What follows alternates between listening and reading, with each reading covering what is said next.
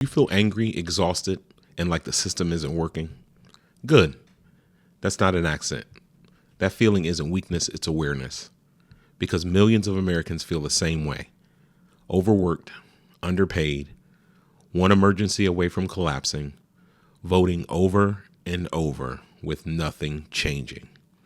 And tonight, I want to say the quiet part out loud. Both political parties benefit from your suffering. Not because they're evil cartoon villains, but because suffering is useful and suffering is profitable.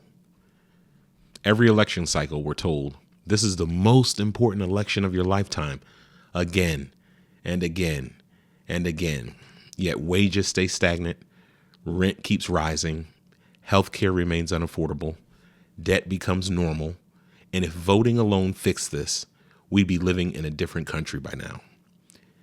Every time we go to the polls, we wake up early in the morning, we disrupt our normal morning routines, we have to make adjustments for our kids so we can go vote, we show up to the polls, we cast our ballots, and we get the same results from different people. It's a system that is setting us up and that has delivered only losses and failures for the American people. We ask for free healthcare, we get a new nuclear weapon. We ask for our kids to be protected in school, we get new AR-15s being created in our country. We ask for safe spaces to operate in, and what do we get? We get chaotic places that we don't even feel comfortable going in our own communities. So the question isn't which party cares more. The real question is, why does suffering persist no matter who's in power? Whether it's Democrat or Republicans, the suffering, the rent increases, the lack of ability to obtain health care continues to rise, continues to get more expensive over time. The small things that you used to do with your family are no longer even possible to do. I'm going to tell you how Republicans benefit. Republicans benefit from suffering through fear and resentment. When people are struggling, it's easier to mobilize with crime panic, border panic, culture panic, you're losing your country panic. Have you noticed that? Whenever Republicans are in power, there's a system of panic that's put in place in order to make people activate and become more siloed in their thinking. To have people believe that they're losing something that never ultimately belonged to them is a crazy mindset. It would be like your neighbor selling their house next door and you are getting upset because that neighbor's house is being sold next door and you feel as though you need to do something to stop the sale of said neighbor's house. You don't own neighbor's house. You don't own his house. Why would you be so worried about and so panicked over someone else taking over that property? Economic pain gets redirected into identity battles. Instead of asking, why can't I afford life? People are encouraged to ask, who's taking from me? Suffering creates loyal voters, simplified villains, and reduced expectations. Most people now don't even realize that they are suffering. Most people don't even realize that they are experiencing lack. People are often focused on, this person has more than me, so that means they must be taking something away from me. And if I don't have the quality life or expectation that I had previously, then they must be the problem, instead of looking towards the top. We live in a real weird, sick society where people are focused on supporting billionaires, supporting trillionaires, supporting the uber rich. That's a real weird psychology. And it's idol worshiping at its finest, because we know the Super Bowl's coming up and we'll have people that'll sit down with their families. They'll watch these sporting events, watching these guys make millions of dollars while your rent is still due. Can't afford to put food on the table for your family. You may not have enough gas in your car to get back and forth to work, but we'll watch these idols play this sport for 4 hours, worship them, yell and scream at the television the same way that people do with billionaires. They support, they yell for the billionaires. They're willing to fight for billionaires. They're willing to even sacrifice their life for something a rich person says. Idol worshiping at its best. When people are afraid, they don't demand better systems, they demand protection. And protection, real or imagined, keeps power intact. How do Democrats benefit? Democrats benefit from suffering through hope management. They're really good at managing hope for us. It's always, I have a dream. It's always, we're one step away. It's always, don't lose the faith in a system that we know is ultimately designed for the middleman or for the people of the working class to fail. Democrats and Republicans are birds of a feather. I can't express that enough. They both benefit from the chaos, the pain, the suffering that the average Americans are going through. They speak the language of compassion. Democrats speak the language of justice, inclusion, progress, but often deliver it in increments so small that it never disrupts power. It's never any real change that takes place. Whenever you go to the polls and vote and let's say you have a neighborhood that's a dilapidated neighborhood, or you live around the corner from a dilapidated neighborhood or unsafe neighborhood, and you go cast your vote for a particular politician who says they're going to be tough on crime and clean up that neighborhood. After they get elected, you don't hear from that politician anymore. That neighborhood remains the same unless there's some affluent person that's been injured or harmed by said problem. It'll often remain the same, and then they'll tell you, well, I was kind of stopped by my ability to do anything, or there are other things that kind of came up that were more important, but these are things that you ran on. The fact that Americans allow politicians to make promises and we don't hold them accountable to those promises it's crazy. We have a system where we're able to vote people in, but we can't vote people out. If you don't do your job, you can get fired. Why is it only that we allow the millionaires who take these roles up as senators and legislators to maintain power and maintain their jobs, and we can't hold them accountable at any point in time while they're in office?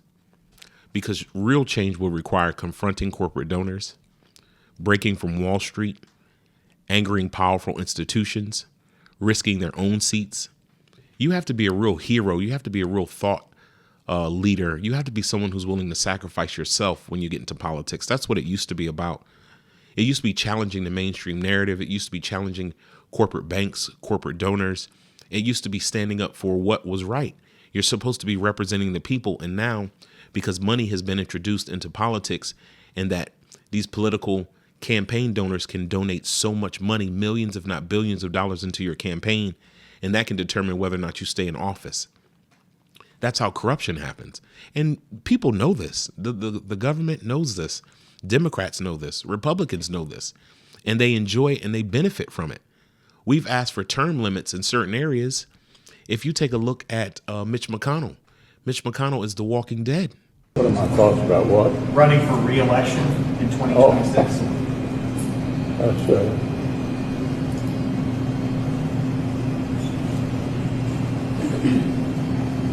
Did you hear the question, Senator? Running for re-election in 2026? All right, I'm sorry, you all. We're going to need a minute. Senator. Benny.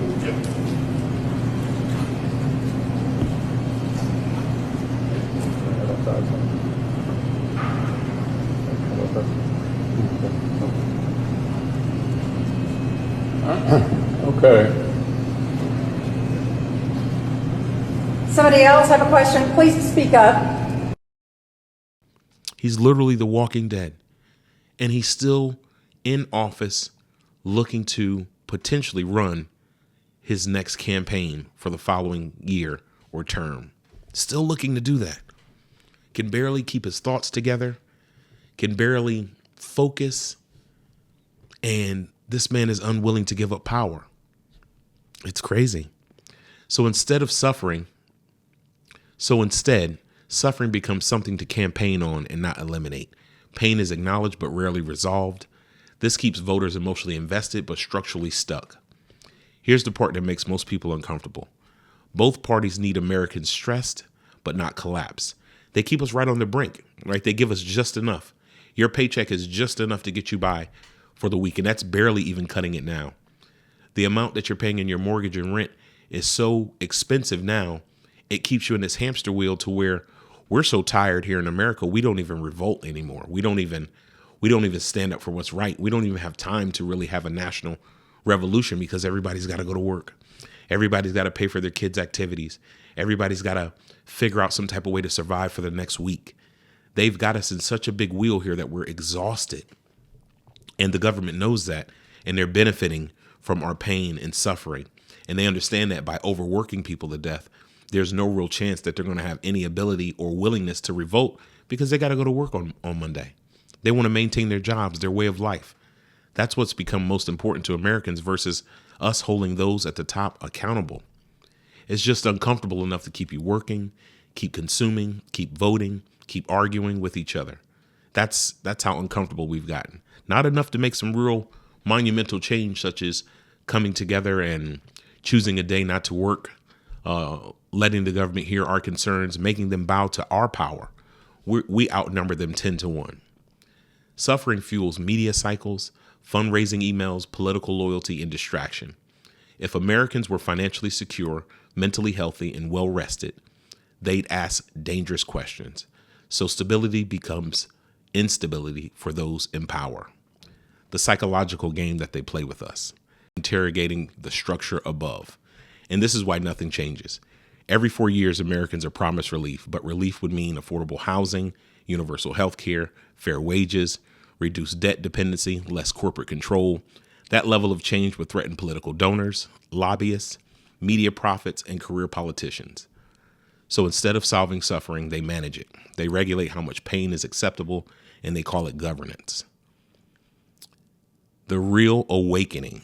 This is the real awakening that needs to happen in order for change to actually come about. So if you're feeling angry, if you feel tired, if you feel like no one's really listening, good. That means you're seeing through the performance, but awareness is only a step. The moment Americans stop asking which side is right and start asking, why does the system require us to struggle? Ask yourself that question. Why does the system want us to struggle?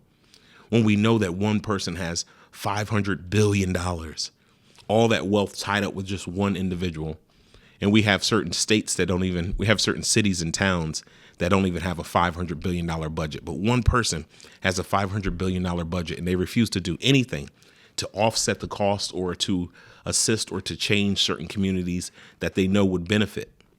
Because uplifting particular communities, wherever they are, often will offset the power structure. That's when things get dangerous for them. If you feel angry, exhausted, and like the system isn't working for you, good. It's not an accident.